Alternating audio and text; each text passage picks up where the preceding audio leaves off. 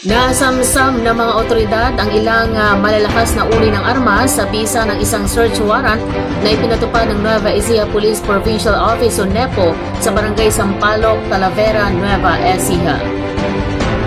Ayon sa ibinahaging ulat ng pulisya, nagsagawa sila ng operasyon bandang alas 11:30 ng umaga sa tulong ng Provincial Intelligence Unit o PIU at 303rd Maneuver Company ng RMF-B3.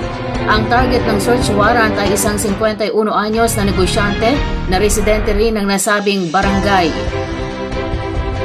Nakuha ng mga otoridad mula sa pag-iingat ng suspek ang isang caliber 45 shooter sa pistol, 2 magazine na may 15 bala ng caliber 45, isang caliber 5.56 Colt M16 rifle, isang long magazine at 6 na short magazines para sa caliber 5.56 na may 55 na bala.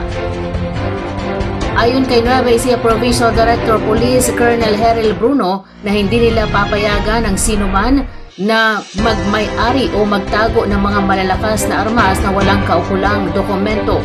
Sisiguraduhin daw nilang mananagot ang suspek sa ilalim ng batas. Sa ginanap na DTI 3 General Assembly na may temang Angat Tayo, Serbisyong Totoo para sa Bayan, kinilala ang DTI Nueva Ecija Provincial Office bilang isang huwarang tanggapan sa rehiyon matapos nitong tumanggap ng mga prestiyosong parangal bilang pagkilala sa kanilang natatanging ambag noong taong 2024. Sa pangunguna ng masigasig nitong mga kawani, iginawad sa tanggapan ng Most Innovative Idea Award o Team Category, isang patunay sa kanilang palikhaing pag-iisip at makabagong solusyon sa mga hamong kinakaharap ng lokal na pamahalaan at mga komunidad sa lalawigan. Hindi lamang doon nagtapos ang pagkilala dahil tinanggap din ang tanggapan ng Heroic Award for Exemplary Community and Government Service, na sumasalamin sa walang sawang dedikasyon ng DTI Nueva Ecija sa pagbibigay serbisyo sa mga mamamayan, partikular sa mga maliliit na negosyante at marginalized sectors sa probinsya.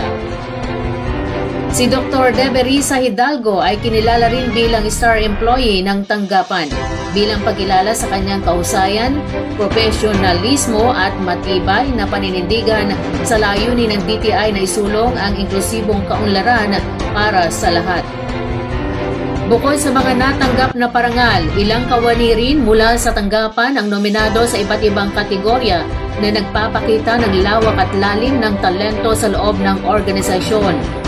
TIDS Teresita Evangelista nominado sa Best Innovator Award.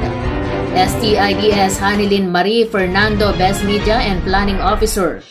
STIDS Amico Ro de la Cruz Best Carp Associate. Evangel Dayang Best Driver. Bernardino Sunga Best Housekeeping Staff.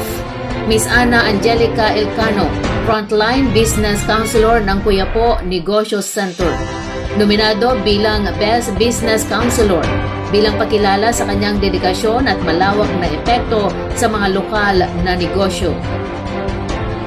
Sa pahayag ng DTI Nueva Ecija, binigyan din nila ang kanilang tagumpay ay hindi maikakaila kung wala ang mahigpit na pakipag-ugnayan at pakikipagtulungan sa mga katuwang, mga lokal na pamahalaan, assisted MSMEs, mga pribadong organisasyon, ang Nueva Ecija League of Market Administrators at ang Nueva Ecija Consumer Affairs Advocacy Association.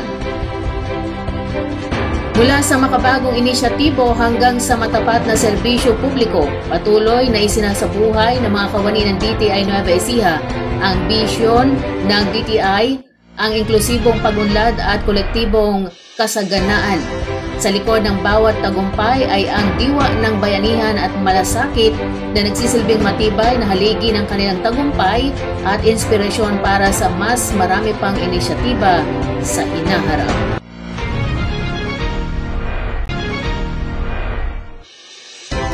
Arestado ang isang tricycle driver matapos nitong manlaban at pagsabihan pa ng foul words ang isang pulis na sumita sa kanya sa bayan ng Cabiao, Nueva Ecija noong September 7.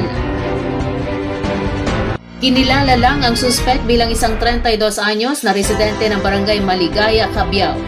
Ayon sa pulisya ng Cabiao, nagsasagawa sila ng off-lansita sa National Highway na barangay Maligaya bandang alas 5:30 ng hapon nang parahin nila ang tricycle na minamaneho ng suspect dahil sa umano'y nakita nilang reckless driving nito.